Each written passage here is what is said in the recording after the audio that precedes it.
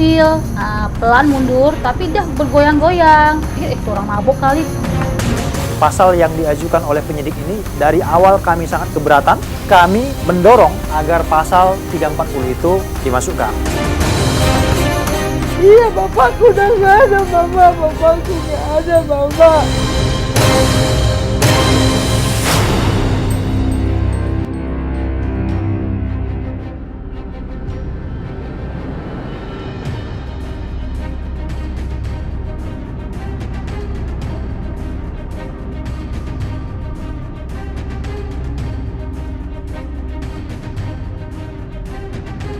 Beberapa waktu lalu, wilayah ini digemparkan dengan penemuan sesosok mayat pria paruh baya. Tubuhnya terkapar bersimbah darah, persis di samping mobil minibus yang dikendarainya. Tak ada yang tahu persis peristiwa yang terjadi di perumahan Bukit Cengkeh 1, Cimanggis, Depok ini. Tak ada pula warga yang mengenali pria ini.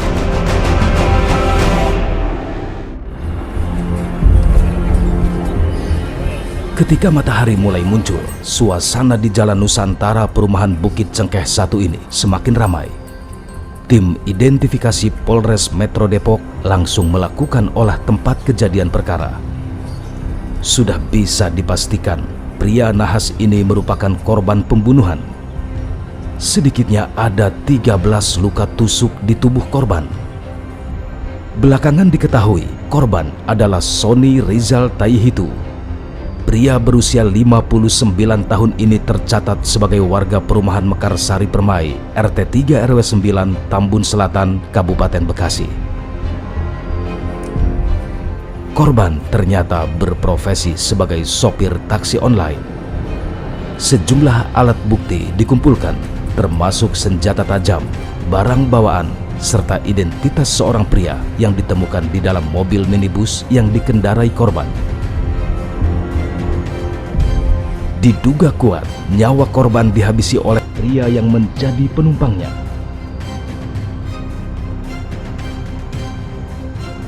Untuk keperluan lebih lanjut, jasad korban dikirim ke Rumah Sakit Polri Kramat Jati.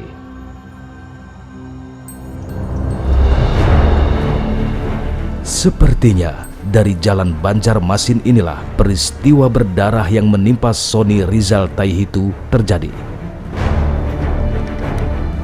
Dua orang ibu rumah tangga ini adalah Purwanti dan Yeyen. Mereka warga Jalan Banjarmasin yang sempat melihat keanehan saat mobil minibus merah yang dikendarai oleh korban melintas. Saat itu Purwanti sedang menyapu halaman rumahnya. Saya waktu pas subuh, azan subuh, saya keluar pintu, keluar mau nyapu. Nah terus setelah saya buka pintu, saya lihat ada mobil, pelan mundur, tapi dia bergoyang-goyang. Saya sambil perhatiin, paling saya pikir itu orang mabuk kali kok bawa mobilnya goyang-goyang begitu. Sambil mundur, berarti pelan-pelan dia mundurnya Pak, gitu. Dia mundurnya juga kan nggak palanya mobil itu nggak ke depan, dia tetap aja mundur ke belakang sampai ke jalan raya sini gitu. Nggak lama terus saya dengar suara klakson ten gitu. Terus? Tapi memang waktu dia mundur itu memang dia mundurnya nggak kenceng, pelan-pelan, tapi goyangnya itu tara sekali gitu loh. Sempat dengar teriakan enggak kalau? Enggak, saya sama sekali nggak dengar. Kacanya juga tertutup. Jadi saya nggak lihat ada berapa orang dalam mobil, nggak sama sekali nggak ngeliat gitu loh. Sama dengan Purwanti, Yeyen juga sempat melihat keanehan tersebut. Ya waktu subuh itu pas kejadian itu saya tuh lagi neriska Pak. Dengar suara klakson mobil kenceng sekali, nggak berhenti. Kita pikir kan itu siapa sih? Kita pikir anak-anak yang pulang malam lah gitu ya. Kita langsung pada keluar semua. Depan pintu kita lihat mobil lagi maju mundur, akhirnya berhenti di dekat pohon salam ini. Nah, tapi klaksonnya terus kenceng. Dikira kan cuma diteriakin mabok ya, tapi dia nggak keluar. Dia terus klakson. Kita kan nggak ngerti ya Pak ya, itu tanda minta tolong atau apa gitu ya. Nggak ada sautan, nggak ada ini keluar, cuman mundur langsung dia berbelok ke bawah. Purwanti dan Yeyen tak menyangka kalau ternyata saat itu Sony sedang dalam bahaya. Nah, setelah jam 7:30 deh saya tahu berita dari WA grup RW. Saya lihat kok ini mobil yang tadi pagi berhenti, ada terjadi pembunuhan. Saya pikir jangan-jangan itu orang yang dibunuh gitu. Kemungkinan dalam keadaan kritis akibat tusukan senjata tajam dan sisa tenaga yang dimilikinya, Sony berusaha mencari pertolongan ke arah Jalan Nusantara.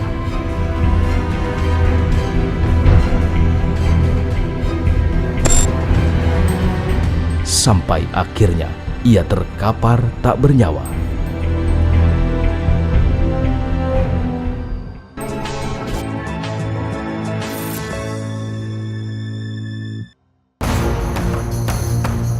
Saya lihat ada mobil, pelan mundur, tapi dia bergoyang-goyang. Itu orang mabuk kali.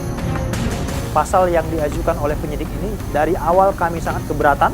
Kami mendorong agar pasal 340 itu dimasukkan. Iya, bapakku udah nggak ada, mama. Bapakku nggak ada, mama.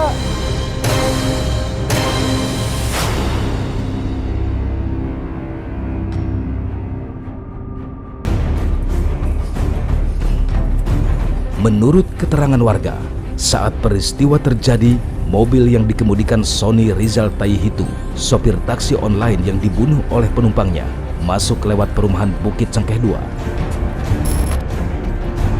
Laju mobil korban sempat terekam kamera pengintai atau CCTV milik salah satu warga.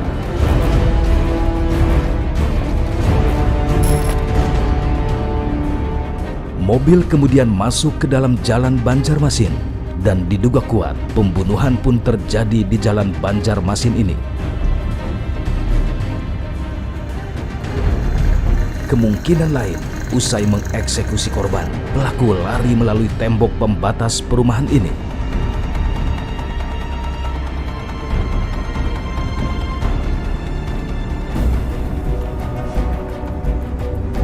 Bergulirnya kasus ini dinilai lamban oleh pihak keluarga. Karenanya, beberapa waktu lalu, bersama kuasa hukumnya, keluarga mendatangi Polda Metro Jaya untuk menanyakan kejelasan pelaku pembunuhan Sony. Polisi pun akhirnya buka suara terkait kasus ini. Pelaku ternyata oknum anggota Densus 88 Anti Teror bernama Haris Sitanggang dan berpangkat Bribda. Dari Densus 88 langsung mengamankan pelaku ya pada tanggal 23 di hari yang sama ya Pak ya, Kapit? di hari yang sama.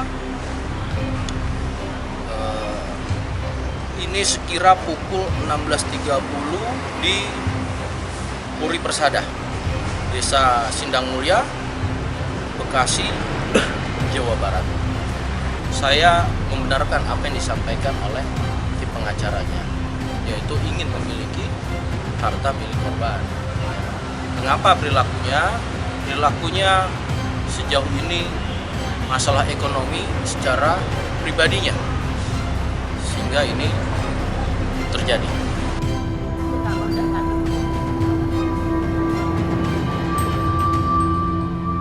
Kami sempat menemui Jundri R. Brutu yang kebetulan sedang berada di rumah keluarga korban di perumahan Mekarsari Permai, Tambun Selatan, Kabupaten Bekasi. Pada kesempatan ini, Jundri mengungkapkan kalau pembunuhan terhadap kliennya merupakan pembunuhan berencana. Kami menilai bahwa pasal ini dapat dikenakan pasal pembunuhan berencana. Kenapa dikatakan pembunuhan berencana? Karena memang sejak awal si pelaku ini memang sudah melakukan pemesanan aplikasi melalui offline sehingga sulit dideteksi gitu ya. Itu yang pertama. Nah, yang kedua, si pelaku ini juga ternyata sudah menyiapkan tempat di mana dilakukan eksekusi. Karena dia bukan warga Bukit Cengkeh, dia juga bukan tinggal di sana, tetapi dia sengaja mengarahkan ke daerah sana karena kalau kita melihat kan lumayan sepi daerah sana. Oleh karena itu, kami mendorong agar pasal 340 itu dimasukkan. Terus yang kedua, pasal 339.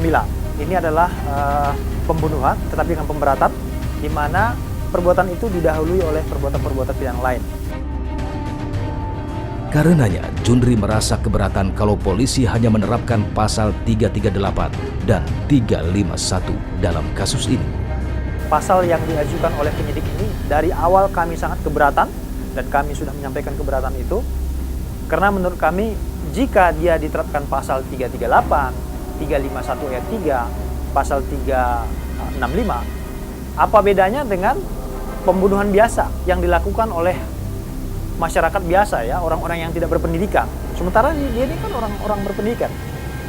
Tidak semua orang bisa masuk polisi, dan polisi yang sudah menjadi polisi pun tidak semua bisa masuk menjadi anggota Densus.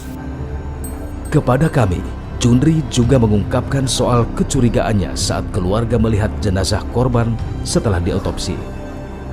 Yang menjadi persoalan adalah setelah dilakukan otopsi, keluarga tidak pernah mendapatkan informasi hasil dari otopsi itu.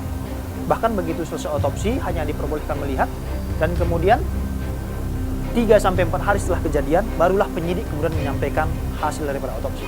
Nah ini kan aneh. Mestinya yang memberikan penjelasan masalah hasil otopsi itu semestinya kan dokter ya.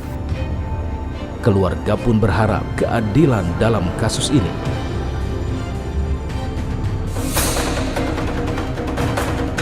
Menurut keterangan yang kami dapat, saat itu pelaku memesan taksi online secara offline dari kawasan Semanggi dan minta diantar ke arah perumahan Bukit Cengkeh. Kepada korban, pelaku mengaku tak memiliki uang untuk membayar. Namun korban tetap mengantarnya. Ternyata Bribda Haris Sitanggang memang bermasalah di kesatuannya. Ia penggila judi online dan memiliki hutang sebesar 900 juta rupiah. Dan berikut daftar dosa Bribda Haris Sitanggang.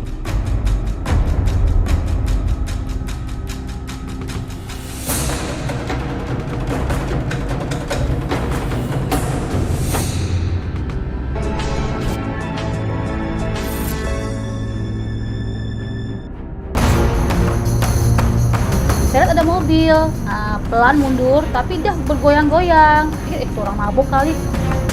Pasal yang diajukan oleh penyidik ini dari awal kami sangat keberatan. Kami mendorong agar pasal 340 itu dimasukkan. Iya, bapakku udah nggak ada, mama. Bapakku nggak ada, mama.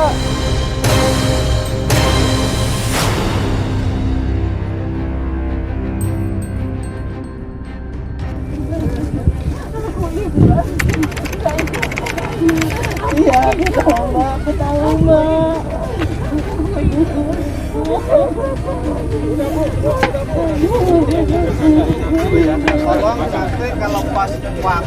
Suasana haru nampak terasa saat jenazah Sony Haris Taihitu dimakamkan di tempat pemakaman umum Mangunjaya, Tambun, Bekasi. Sony merupakan sopir taksi online yang tewas dibunuh oleh oknum anggota Densus 88 anti teror Bribda Haris Sitanggang pada 23 Januari 2023 lalu. Jadi ke Semarang, Mas, ya Allah. Kamu jadi mau ke Semarang, Mas, 2 minggu lagi, Mas.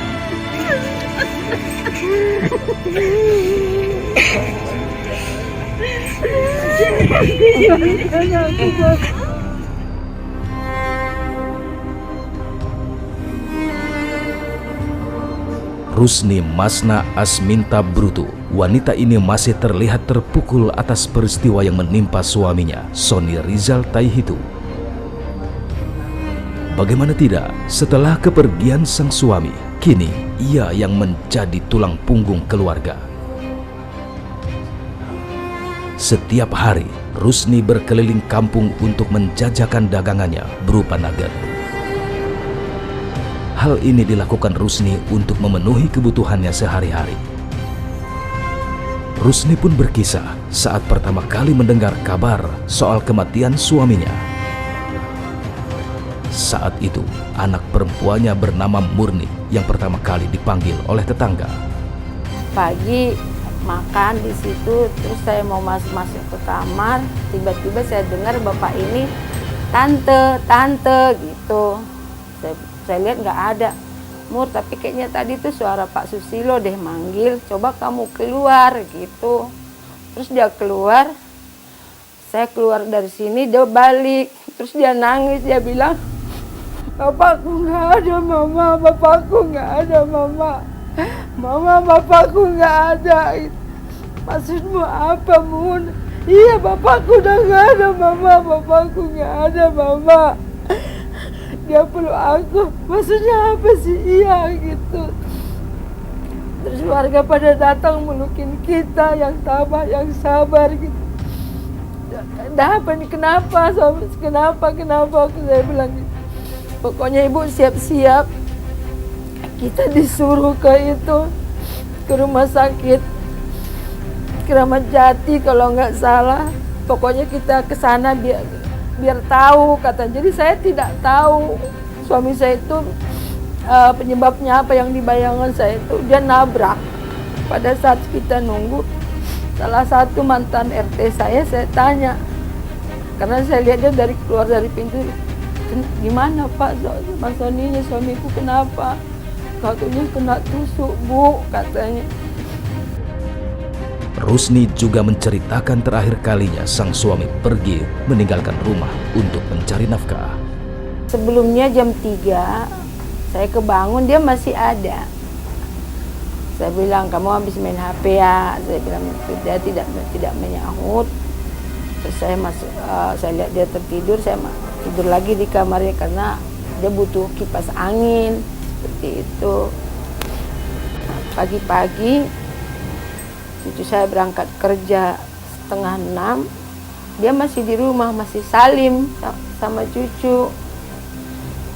Nah, jam 8-an saya terbangun, saya melihat dia tidak ada lagi di rumah. Saya lihat ke samping, mobilnya sudah tidak ada lagi. Jadi saya berpikir dia sudah berangkat bekerja. Tak ada firasat apapun saat itu. Hari berlalu seperti biasa, sampai akhirnya kabar buruk itu pun datang. Baginya, Sony merupakan suami yang baik dan bertanggung jawab kepada keluarga. Suami saya orang yang gak macam-macam, orang yang baik. Boleh ditanyakan kepada tetangga ataupun sahabat-sahabatnya.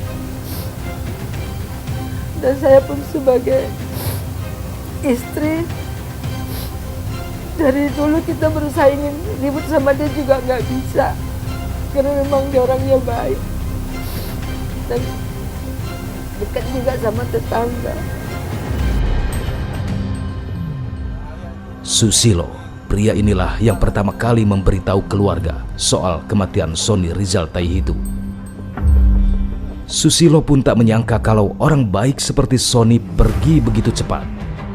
Kita kan lagi ngobrol di lapangan kan. Nah, ternyata kita terus dapat ada WA masuk, kita baca.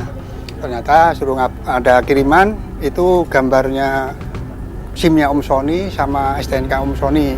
Suruh ngabarin keluarganya kalau Om Sony-nya berada meninggal bagaimana gitu kan. Nah, terus suruh ngabarin keluarganya, suruh ke rumah sakit Polri untuk tanda tangan otopsi. Bagi Susilo dan warga perumahan Mekarsari RT 3 RW 9, Sony merupakan orang baik dan selalu hidup bermasyarakat. Susilo sendiri seperti mendapat firasat beberapa hari sebelum Sony dikabarkan tewas. Saya juga waktu pas terakhir Om Sony itu dia beli rokok. Belum beli rokok, ngajak cucunya ke warung. Beli cucunya, saya kan pas di pos itu ya. Itu biasanya negor tapi nggak negor nih. Saya salah apa ya, Om Sony kok tak tegur nggak jawab. Biasanya jawab. Nah nggak lama, berapa hari kemudian Om Sony nggak ada ini. Sony Rizal Taihitu kini telah pergi untuk selamanya. Ia tewas terbunuh oleh oknum aparat kepolisian dari kesatuan elit di perumahan Bukit Cengkeh 1, Cimanggis, Depok. Selamat jalan Sony Rizal Taihitu. Selamat jalan orang baik. Semoga engkau mendapatkan tempat layak di sisinya.